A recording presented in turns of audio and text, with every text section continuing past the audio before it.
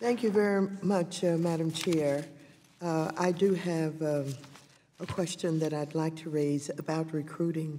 Mr. Garcia-Diaz, since 2005, this committee has asked the GAO to review diversity in the financial services industry. In multiple reports, GAO has continued to emphasize that, and I quote, without a sustained commitment among financial services firms to overcoming challenges to recruiting and retaining minority candidates, limited progress would be possible in fostering a more diverse workplace.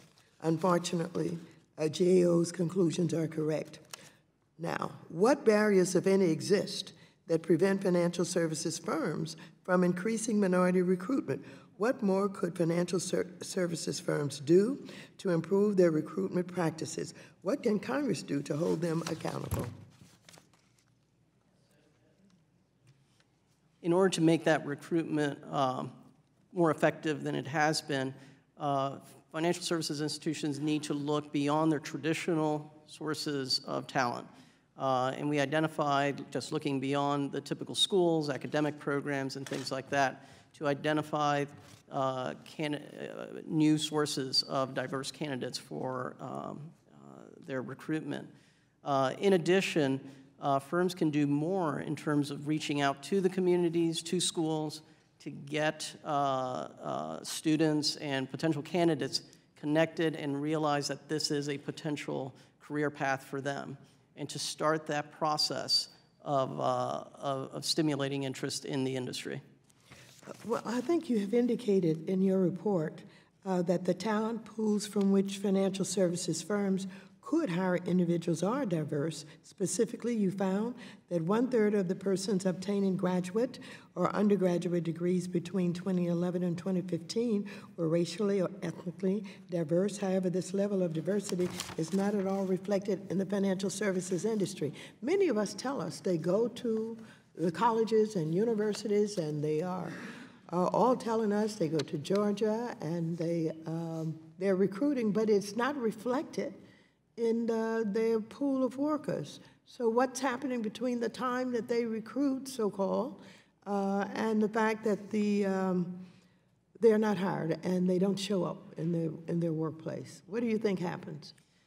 Well, there's the other problem. Even if you are doing the recruitment in the right area, if the candidates are looking at the firm and they're finding that the firm is not as diverse as it could be, that itself can act as a barrier. And so whenever we look at any of these approaches, it's not just one thing. It's not just go to one school and try to recruit there.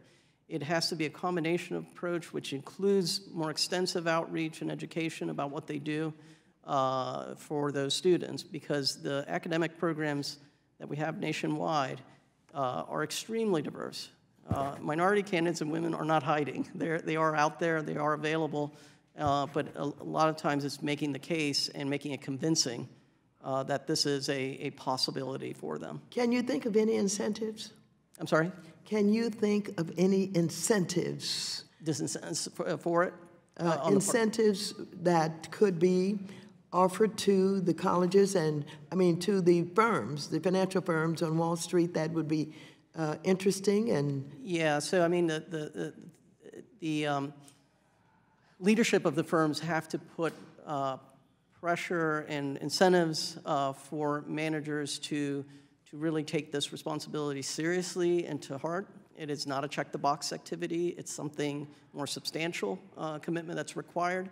And so that goes back to what I think is kind of the fundamental part is making sure that middle managers in the organization who are doing the interviews and the recruitment are held accountable, that they are, in fact, doing the best job they can to share information with potential candidates and recruit them.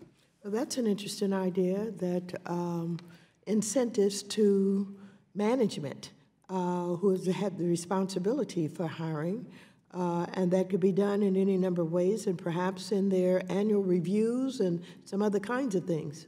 Yes, so that's the kind of accountability mechanisms that you can have, that it's part of their performance review. It affects, potentially it's a consideration in pay and bonus, and even just reporting requirements and being subjected to scrutiny is another powerful tool. Well, thank you so much, and I yield back the balance of my time.